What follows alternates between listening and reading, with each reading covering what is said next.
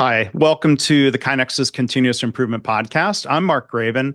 Today is a podcast in a series that visits with our Nexie Award winners, as we call these awards, as presented at our annual KaiNexicon user conference. And we're joined today by the recipient of this year's Lifetime Achievement Award. He's Mike McGowan, the Director of Process Excellence at Memorial Health System in Marietta, Ohio. So Mike, welcome. How are you?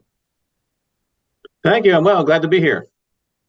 I'm happy to chat with you today. We'll learn more about your journey and Memorial Health Systems. But first, I want to mention how the Lifetime Achievement Award Nexie is given in honor of Chris Burnham, a friend of ours who passed away last year, a colleague who founded our Lean Strategy Department. He was a devoted mentor to many of us. Chris cared deeply about Lean. He loved being a KaiNexian, and that's why the Lifetime Achievement Award is in his honor. It's given rarely to an individual or a team that's made a significant and extended impact on their organization's continuous improvement program and our work here at KaiNexus. So again, congratulations, Mike. Tell us about receiving the award. I was very surprised, and yes, thank you to you and the KaiNexus team. I'm honored just to be considered in the same sentence with someone like Chris, because he was really, really good at what he did, and I don't feel like I have accomplished anything close to what he could do. So just to be considered in that same sentence with that man is rewarding. I was very surprised. I was enjoying the evening, and he just called out my name, and it was a great day. Well, I hope we didn't ruin the reception for you. No, I was very surprised. I know you were touched, and I was. I appreciate that. Well, if you could, Mike, it would be great to hear about the process excellence journey at Memorial Health System. I think it seems like a lot of that lines up with your own personal journey. If you'd want to tell us about that, it does, kind of, not to toot my own horn, but we started in 06, 08 in the laboratory. I was laboratory director, and we did some projects, did some things, and our leadership saw that there was value in Lean, and they suggested, and they cajoled me into taking my MBOE at Ohio State at 55, and I never thought I'd go back to school. And that's where I met Mark, and as you were my second coach. And we then created our continuous improvement department here at the system.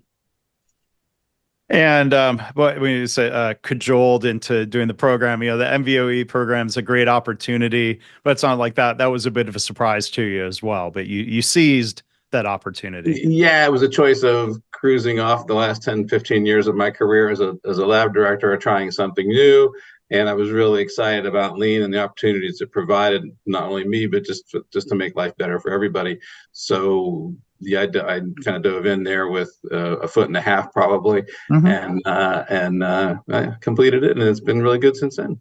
Yeah. So how has that journey progressed and evolved at the health system in terms of some of the key things that have resulted from that? To me, looking back, it's very interesting that we started similar to a lot of other people in the Lean community 10 years ago. We thought if we threw tools at leaders, they would grab on and go. And I think that we learned early on that probably wasn't the best. We were getting some traction, but not as much as we wanted. So we've since changed our thinking from a lot of project-oriented work to more, how do we change the culture of an organization to be a learning organization and to be continuously improving, instead of making continuous improvement be something extra the leader has to do, that it becomes part and parcel of their day. So we're beginning that. We're getting closer to that area of where continuous improvement is embedded in what we do. Yeah, and that's not an uncommon starting point. I'll give you credit for, if you will, studying and adjusting in a high-level PDSA cycle, like iterating from that. Some organizations kind of get stuck in trying that first approach, and then they give up and say, oh, well, it didn't work, as opposed to iterating into a better approach. I appreciate that. Yeah, we always, my first coach always taught me that if you go into a situation and something isn't working, you have to promise yourself you're not going to go back to something that isn't working. And I tell teams that it's like, on day one, can we all agree that this doesn't work and that we're never going to go back? Mm-hmm. So we never stayed still. We must have iterated our training sessions probably as many times as we've done them. I think it feels like everyone is a little different. We adjust to what worked and what didn't work. Mm-hmm. Sometimes we get it right, sometimes we don't, but we keep trying. Yeah. I appreciate the spirit of that. I think that'll be, I think, inspiring to the listener if they're either reinforcing their approach or maybe it pushes them in that direction.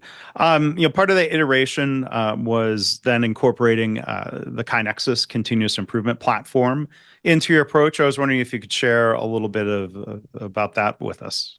Well, we started out, the first KaiNexicon that I went to, I believe I'm quoted on stage as saying we're the worst customer that's ever been, because we weren't really using it very much. But that has grown incrementally. I believe we're at a close tipping point to where, we started out with just the small continuous improvement team using it to track projects. Mm-hmm. Very, very good for that. And the product has grown.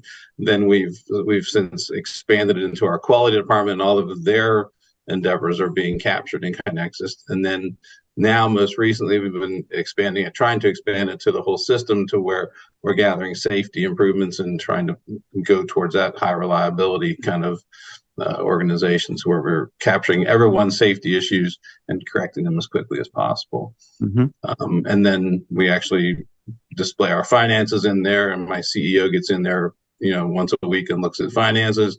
So it has a lot of uses in the system, and we're really starting to expand it. Yeah. And that'll continue to evolve and iterate. And, I know the KaiNexus team appreciates your input, and, happy to see the progress that you and other customers are making. We're happy to be, play a supporting role, to be a part of that journey with you. Yeah, huge supporting role. It's becoming more part and parcel of everything we do every day, and that's where we need to go. Build the habit loops of going in and looking at what's improving, what's not, what's late, what's overdue. So we're getting there. Yeah, nothing's perfect. Nothing's what? I'm sorry. Nothing's perfect. Nothing's perfect. You're either still working at it or you've given up, and I know continuing to work at it is the better approach. So thank you for living that and sharing that with us, Mike. Again, we've been joined today by Mike McGowan. He's the Director of Process Excellence at Memorial Health System in Marietta, Ohio. Again, congratulations, Mike, and thanks for coming on the podcast and sharing a little with us here. Thanks for having me, and thank you for the award. Yeah. Congrats again. Thanks.